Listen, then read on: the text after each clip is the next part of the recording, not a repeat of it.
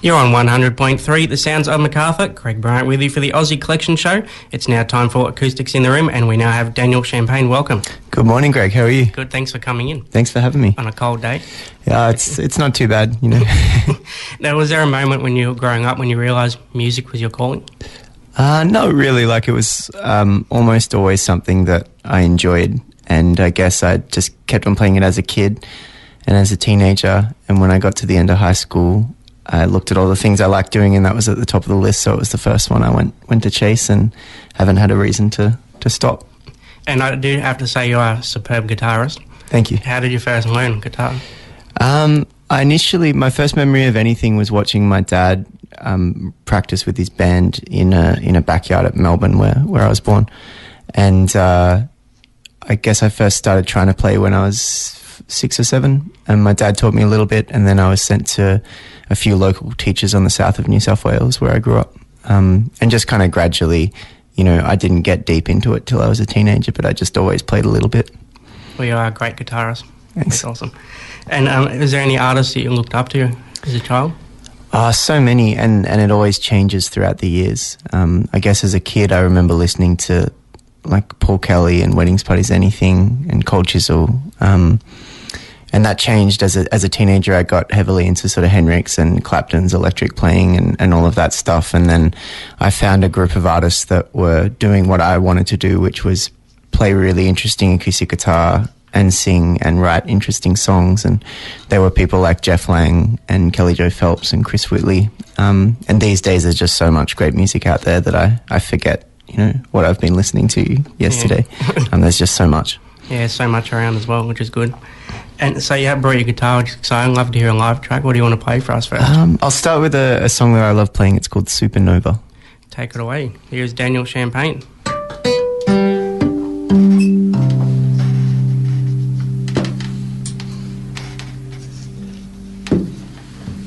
She said, I'll call you if I calm down.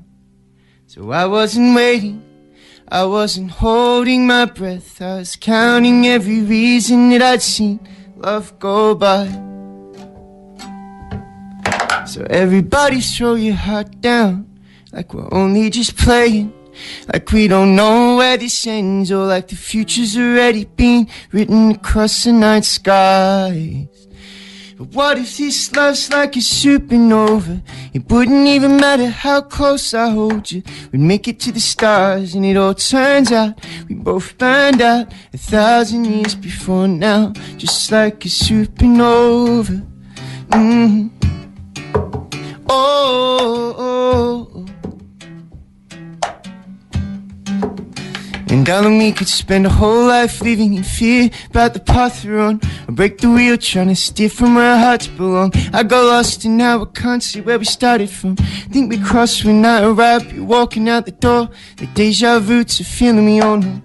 In a life like this, you can't let every fall show whatever we become. What if this is over? We're on the run, scared that this love's like a supernova.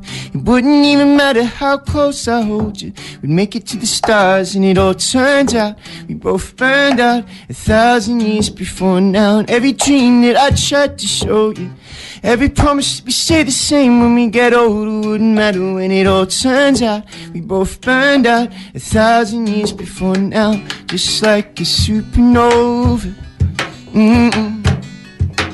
Oh.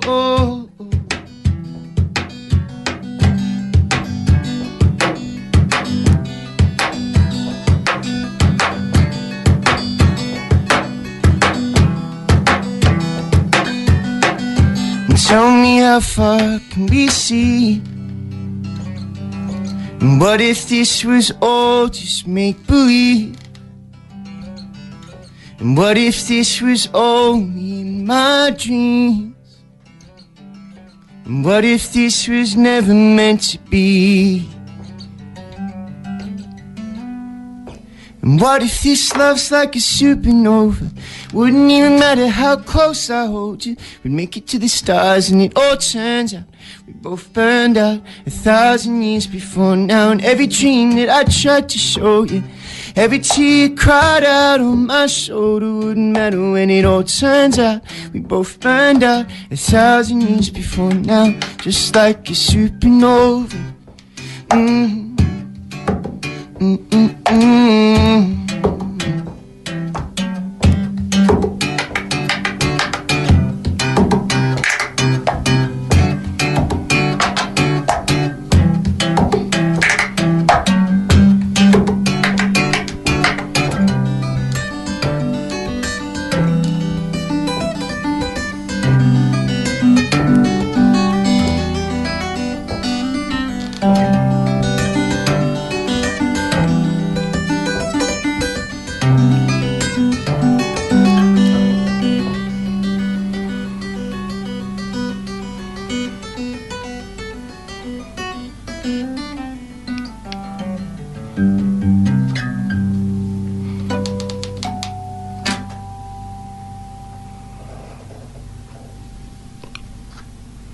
Daniel Champagne, that was awesome. Thank you. Awesome. Great watching in the studio. Thanks very much. It's great to be here.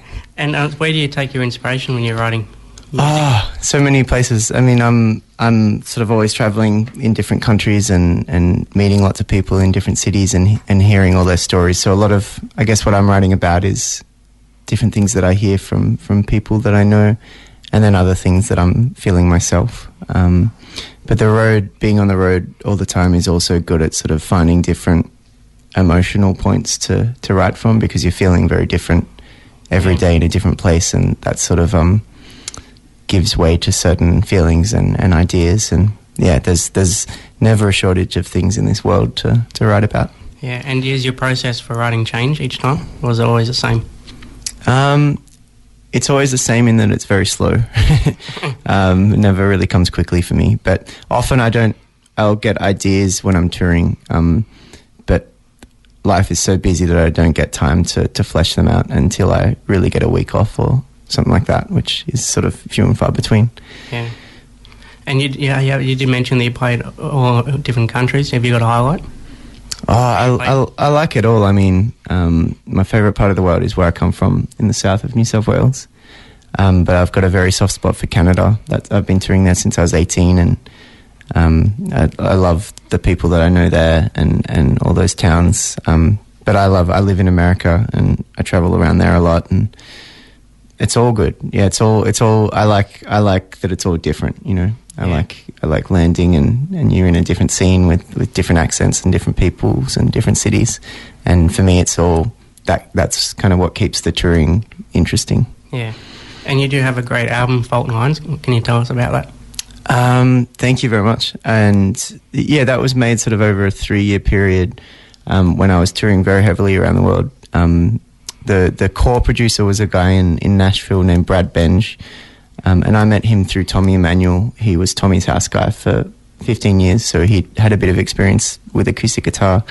And so the majority of making the album was me and Brad just in his studio in Nashville, sort of really nutting out the guitar parts and working out how to best get them out of the guitar and into people's ears. And then once we'd got a lot of the bass of the record, we did different, like we did some in London, in England, and then some back on the south coast. We did a whole string section. We did some in Melbourne. Yeah, it was just a very long process of there are a lot of songs that got whittled down, and we just took our time, and I'm really proud of how that album came out. Everyone should go grab a copy. I've heard of it, and it is awesome. Thanks. Now, you are on tour at the moment. How's the tour been? So much fun. Yeah, it's been really, really great. It has been busy, but that's kind of how I like it. So I did 2 weeks in New Zealand, then a week in WA, week in Tassie, a strange split week between North Queensland and South Australia, and then I played Blues on Broadbeach up on the Gold Coast, then 2 weeks in Victoria, and then I just finished my first week in New South Wales ACT, so about 40 shows down. Wow. And it's all been, I couldn't really ask it to go any better. It's been great. And you do have one coming up in Countdown for Lounging, a house concert? July 1st is the date, and I got to play there about this time last year, and it was wonderful, and I can't wait to be back, and I hope some people in the local community are able to come down and check it out, because it's a really cool little venue. It's live and lounging. And best place for tickets is from your website? Yeah, they're on Eventbrite, but if you go to danielchampagnemusic.com or even just type in to Google Daniel Champagne Campbelltown, it would probably pop up. Yeah. You can find tickets there. And what do you enjoy about playing in a house concert? Well, I'm lucky. I just enjoy playing all the time. But I do, like I've played a lot of house concerts, and so I've seen all sorts. But live and lounging is a particularly good and well organised house concerts. It's almost like more of a small venue, as I'm sure you know. It's that intimacy where it's probably less physical and more sort of emotionally connecting with the audience, and you can actually physically see them. You know, it's a very big difference between 50 people and like 500 people, because 50 people can actually be a bit scarier to perform to, because you can actually individually see that there's actually 50 people there, whereas a larger crowd is more it's just like this unknown sort of source out there. Yeah. But yeah, I enjoyed the intimacy of the smaller gigs. And do you have any advice for any artists who would want a career in music? My only advice is just to enjoy the music, because at the end of the day, that's you kind of really have to, like all the traveling, all the plane flights, and all the business stuff is. If you enjoy the music enough to get through that, then you'll be okay. You know, but if you don't enjoy what you're doing, and if you're not creating what you want to create, then all of that stuff will eventually weigh you down, and you probably won't be able to make yourself do it anymore. So I think just never think that anything in the music industry is more important than the music, because it's not. Yeah. And if there's people listening that want to find more information about you, what's the best way for them to do that? Or, you know, Facebook, Instagram, YouTube, just punch it in and listen to some songs. That's a good way these days, I guess, to find out if you like something or not. Yeah. But, just Daniel Champagne anywhere on the internet. It's a good start. Well, we heard your awesome track before, so I think I'd love to hear another one. What do you want to play for us? I'll play a softer road song that I wrote up in Canada. It's called Home to Me.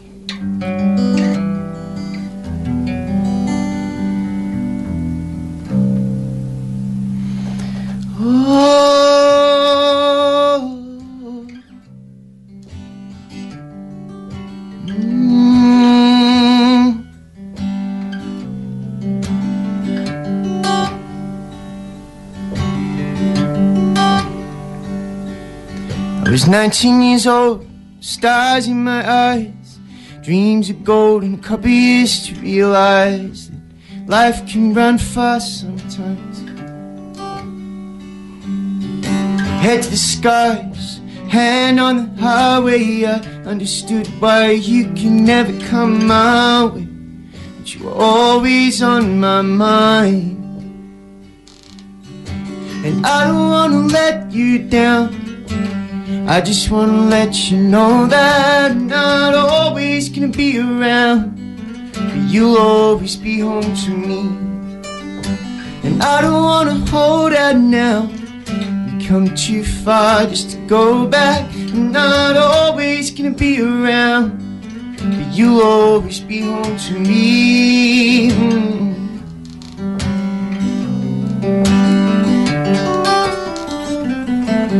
I'm flying over oceans, flying through these small towns, kind of hoping to find someone who could settle me down. Love can run fast sometimes.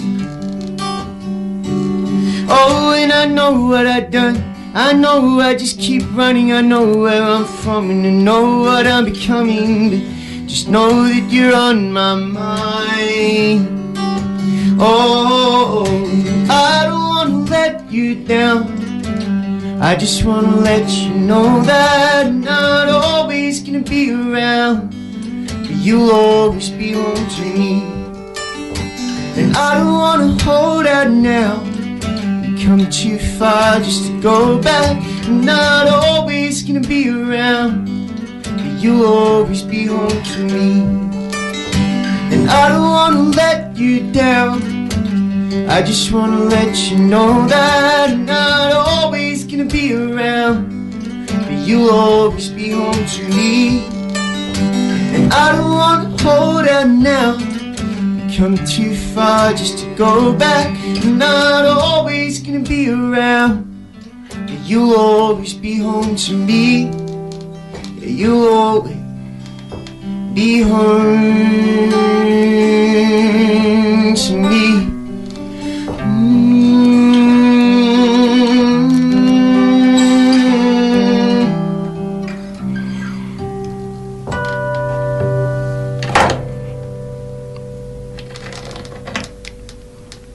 Daniel Champagne, awesome again. Thank you. Thank you so much for coming in. It's my pleasure. Thanks for having me, and thanks for spreading music around the world. It's been great having you in. Do you think we can finish with one more? I'd love to, yeah. What do you want to play for us? I'll play an older song of mine. This is actually one of the first song, probably the first song I ever remember writing, and that's not to say it was the first song I ever wrote. It's just I think people in general are good at forgetting things that may have been embarrassing. And so this is the first one I remember. It's a piece called The Nightingale. Take it away.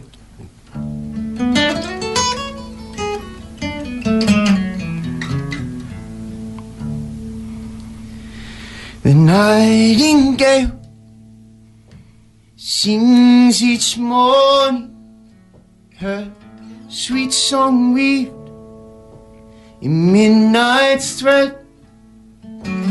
Neath her veil, a kingdom calling, if I could leave this grassy bed.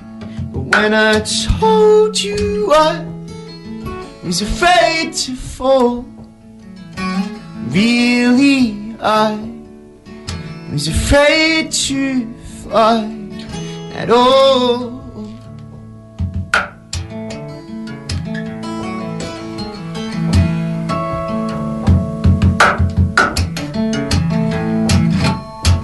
Deep in trial, bound in burning, her restless charms are broken through, but between cheap denial and reckless yearning to run from harm was all I knew. And so when I told you I was afraid to fall, really I was afraid to fly. When I told you I was afraid to fall, really I was afraid to fly at all.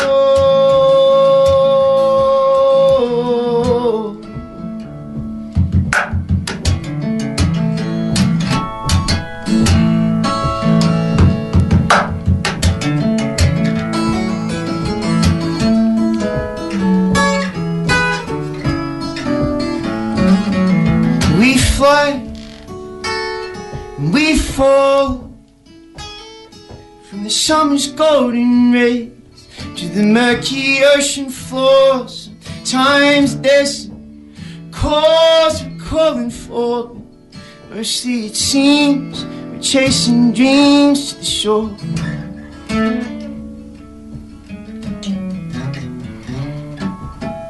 The nightingale flies tonight, and I know the spell that she's weaving. It's not like I can't stand the fight, I just can't stand the leaving. So when I told you I was afraid to fall, really I was afraid to fly. When I told you I was afraid to fall, really I was afraid to fly at all.